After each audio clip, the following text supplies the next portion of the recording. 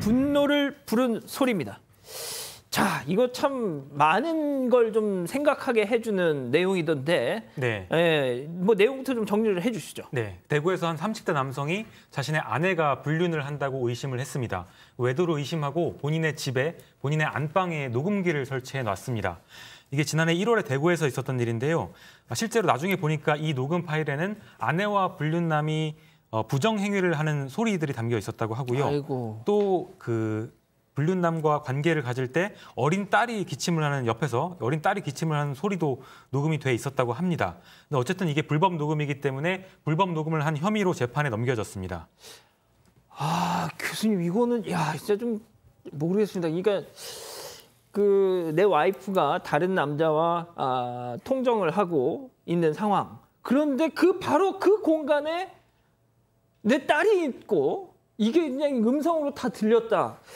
야, 그러면 이건 진짜 정신을 차릴 수가 없을 것 같은데요. 이거. 네, 뭐 이 남자 입장에서는 정말 하늘이 무너지는 이런 느낌 아니었겠습니까? 그래서 뭐 충분히 비난 가능성이 굉장히 높은 행위를 이 아내분이 했다. 이런 생각이 한편으로는 처음에 읽을 때는 들었어요.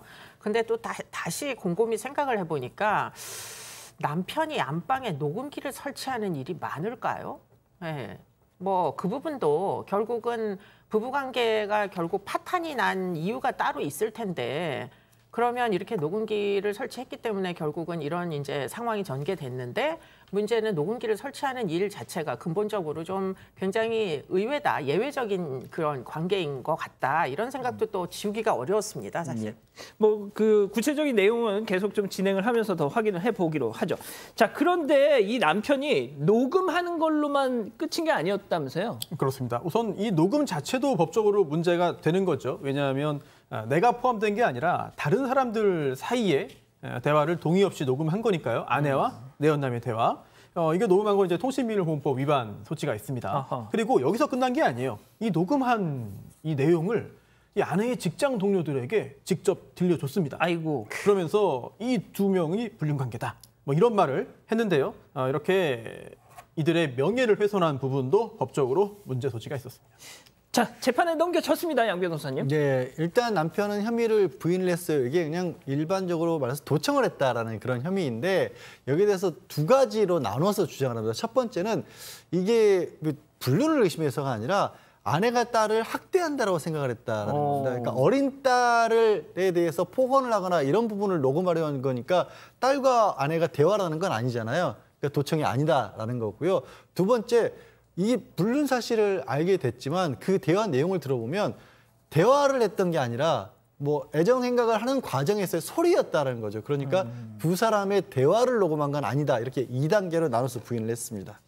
결국 그러니까 두 번째 말씀은 이 성관계 과정을 그대로 기록한 이 녹음이 대화는 아니지 않느냐. 네. 뭐 이런 주장이었던 거네요. 자, 그러면 법원의 판단은 어떻게 나왔습니까? 네, 법원은 유죄라고 봤어요. 즉 대화라고 봤습니다. 인정을 했습니다. 이 통신비밀보호법 규정을 보면은요, 이 통신 및 대화 비밀의 보호라는 규정이 있는데 여기에 보면 공개되지 아니한 타인 간의 대화를 녹음 또는 청취하지 못한다 이렇게 돼 있습니다. 타인 간의 대화예요. 그래서 이 피고인 남편 입장에서는 아니 이게 대화는 아니지 않습니까?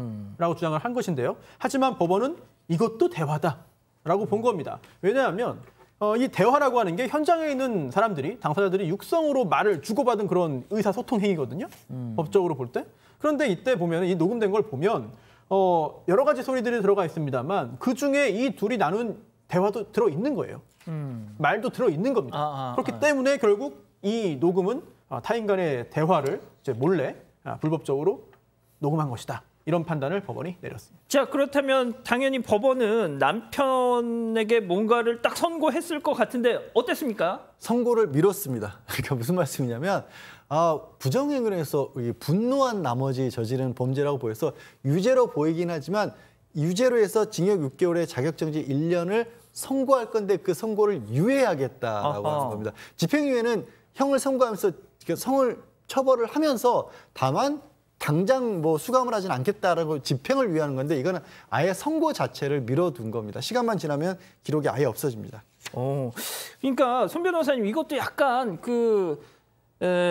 계속 남편의 잘못을 인정하는 쪽으로 가다가 급 변침을 하면서 다만 뭐 이렇게 또 이렇게 된 것 같은데 그 재판부가 그렇게 판단한 이유가 뭐가 있을까요, 구체적으로? 네, 선고유예는 뭐 마음대로 할 수 있는 게 아니라 그 요건들이 다 정해져 있습니다. 그래서 그 요건을 간단히 살펴보면 일단 그 개전의 정상이 현저해야 한다. 이게 그 옛날 용어고 이제는 법이 바뀌었죠. 그래서 올해 12월부터 시행되는데 용어가 순화됐습니다. 뉘우치는 정상이 뭐 그런 모습이 뚜렷할 때 선고유예를 할 수 있는 겁니다. 그래서 이 사건의 경우에도 남편이 뉘우치는 모습이 뚜렷했다라고 법원은 본 건데요. 예. 그런데 또 이런 의문도 듭니다. 아니 이 사건에서 거기 남편 입장에서는 나는 무죄라고 주장을 하고 예. 계속해서 법정 대응을 했는데 근데 이거를 뉘우치는 정상이 뚜렷한 것으로 볼 수 있느냐? 라는 의문도 들기는 하거든요. 하지만 법원은 좀 더 넓게 해석한 것 같아요. 그래서 애초에 남편이 이 녹음을 하게 된 동기 또는 경위 또 결국 그 아내의 부정행위로 혼인이 파탄에 이르렀고 또 이혼해서 딸도 홀로 키워야 되는 상황 또 느꼈을 배신감 또 이러한 사실이 밝혀진 후에 아내 등이 보인 태도를 볼 때 이런 걸 종합적으로 볼 때 이거는 좀 뉘우치고 있는 모습을 인정할 수 있다라고 한 것이고요. 특히 이제 명예훼손 행위 자체는 자백을 하고 또 반성을 이제 잘못을 반성하고 있었습니다. 예. 그렇기 때문에 선고 유예를 택했습니다. 지금 자막 CG로도 나가고 있지만 증인으로 나온 아내가 혼인 파탄의 책임을 남편한테 또 떠넘긴 그것도 재판부가 아하 이건 뭐지? 약간 그렇게 판단을 했던 건가요, 변호사님? 네, 그렇게 보입니다. 그러니까 재판부 입장에서도 공감을 한 거죠. 그러니까 남편으로서 도저히 받아들이기 어려운 상황이었을 것이다. 극심한 분노를 느꼈다는 게 판결문에 나온다라는 게 제가 봤을 때는 재판부가 봐도 좀 너무한다. 이런 문제 때문에 법정에까지 섰으면 그래도 아내도 좀 송구스럽고 죄송하다라는 얘기를 더 했었어야 되는데 내가 이 불륜을 저지른 것마저도 남편 책임이다라고 하는 모습을 보면 판사도 사람인 만큼 아무래도 좀 남편 쪽에 마음이 기울지 않았을까 싶습니다.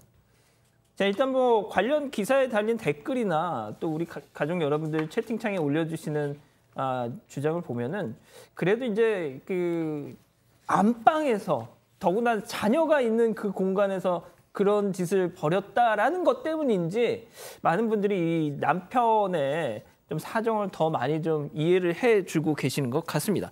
자, 알겠습니다. 오늘 법 이렇게 마무리하고요.